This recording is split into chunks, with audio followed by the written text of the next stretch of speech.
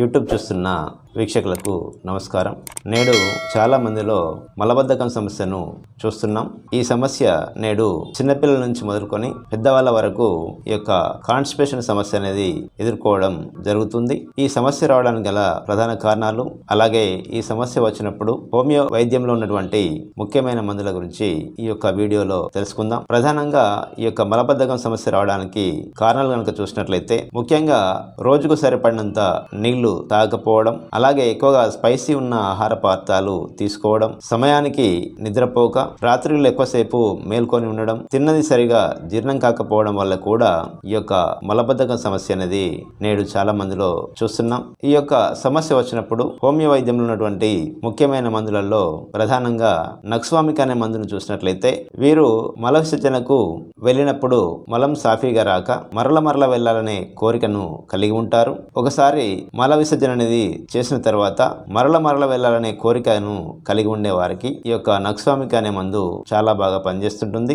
అలాగే వీరి యొక్క మానసిక స్వభావాన్ని గమనించినట్లయితే, రాత్రి వేళల్లో ఎక్కువసేపు మేల్కొని ఉంటారు. అలాగే లేట్ అవర్స్ లో ఆహార పదార్థాలు ఎక్కువగా తీసుకుంటారు. అలాగే ఇరిటేషన్ తత్వాన్ని కలిగి ఉంటారు. తేలికగా వీరికి కోపం అనేది వస్తూ ఉంటుంది. అలాగే ఎక్కువ శాతం బ్యాడ్ హ్యాబిట్స్ కూడా వీరు కలిగి ఉంటారు. ఇలాంటి లక్షణాలు ఉండి మలబద్ధకం సమస్యతో బాధపడుతున్నప్పుడు ఈ యొక్క నక్స్వామిక్ అనే మందును వాడుకొని ప్రయోజనాన్ని పొందవచ్చును. అలాగే మరి యొక్క ముఖ్యమైన మందు బ్రయోనియా. ఈ మందు కూడా మలబద్ధకం సమస్యకు చాలా బాగా పనిచేస్తుంటుంది. వీరికి మల విసర్జన అనేది సాఫీగా రాక హార్డ్ స్టూల్ తో బాధపడుతుంటారు. అలాగే వీరి యొక్క మానసిక స్వభావాన్ని గమనించినట్లయితే, ఎప్పటికీ బిజినెస్ పైనే ఆలోచన అనేది చేస్తుంటారు. అలాగే ఎక్కడ ఉన్నా కూడా ఇంటికి వెళ్ళాలనే తపనతో ఈ యొక్క ఆలోచన విధానాన్ని కలిగి ఉంటారు. ఏ ప్రాంతంలో ఉన్నా కూడా ఇంటిపైన ఎక్కువ ధ్యాస ఉండి ఈ యొక్క మలబద్ధకం సమస్యతో బాధపడుతున్న వారికి ఈ మందు ఉపయోగపడుతుంది. అలాగే వీరికి దాహం అనేది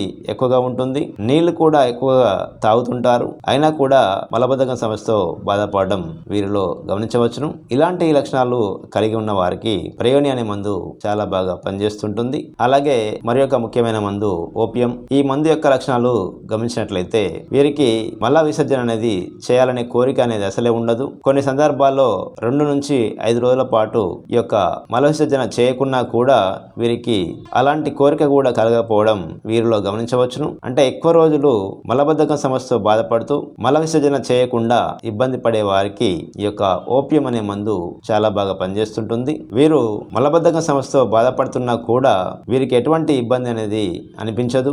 ఇలాంటి లక్ష్యం ఉన్న సందర్భంలో కూడా ఈ యొక్క ఓపియం అనే మందును వాడుకొని ప్రయోజనాన్ని పొందవచ్చును. అలాగే మరి యొక్క ముఖ్యమైన మందు అల్యూమినా. ఈ మందు కూడా మలబద్ధకం సమస్యకు చాలా బాగా పనిచేస్తుంటుంది. ఎక్కువ శాతం ఓల్డ్ ఏజ్ లో వచ్చే మలబద్ధకం సమస్యకు ఈ మందును వాడుకోవచ్చును. అలాగే చిన్నపిల్లల్లో వచ్చే మలబద్ధకం సమస్య కూడా ఈ యొక్క అల్యూమినా అనే మందు చాలా బాగా పనిచేస్తుంటుంది. అలాగే మరి యొక్క ముఖ్యమైన మందు కాస్టికం. ఈ మందు కూడా మలబద్ధకం సమస్యకు చాలా బాగా పనిచేస్తుంటుంది. ముఖ్యంగా పెరాలసిస్ లాంటి సమస్యలు వచ్చి ఇంటెస్టైన్స్ మూవ్మెంట్ అనేది తగ్గిపోయి కాన్స్టిపేషన్ సమస్యను ఎదుర్కొనేటప్పుడు ఈ యొక్క కాస్టికం అనే మందు చాలా బాగా పనిచేస్తుంటుంది. అలాగే వీరి యొక్క మానసిక స్థితిని గమనించినట్లయితే, వీరు చాలా సున్నిత స్వభావాలు, ఎవరిని నొప్పియకుండా ఉంటారు. అలాగే ఎవరికైనా ఏదైనా బాధ వేస్తే వీరికే ఆ బాధ వచ్చినట్లు ఫీల్ అవుతుంటారు. ఇలా చాలా సున్నిత మనస్తత్వాన్ని కలిగి ఉండి మలబద్ధకం సమస్యతో బాధపడుతున్నప్పుడు ఈ యొక్క కాస్టికం అనే మందు చాలా బాగా పనిచేస్తుంటుంది. అలాగే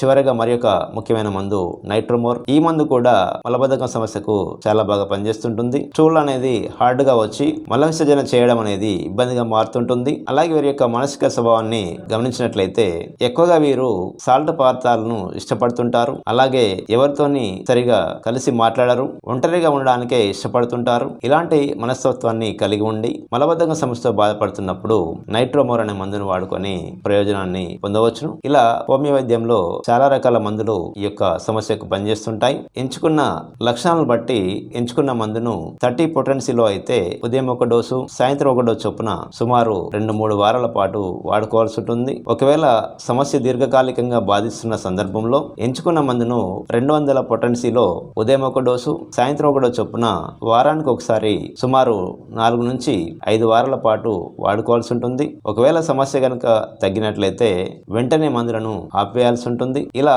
లక్షణాల సముదాయాన్ని బట్టి మందులను ఎంపిక చేసుకొని వాడుకున్నట్లయితే ఈ యొక్క కాన్స్టిపేషన్ సమస్యను అధిగమించవచ్చును. ఒకవేళ మందుల ఎంపిక సరిగా రానప్పుడు దగ్గరలో ఉన్న హోమియో డాక్టర్ సలహా మేరకు గనుక మందులు వాడుకున్నట్లయితే ఈ సమస్య నుండి త్వరగా బయటపడవచ్చును. మరి ఒక ఆరోగ్య సమస్య గురించి వచ్చే ఎపిసోడ్లో తెలుసుకునే ప్రయత్నం చేద్దాం. నమస్కారం.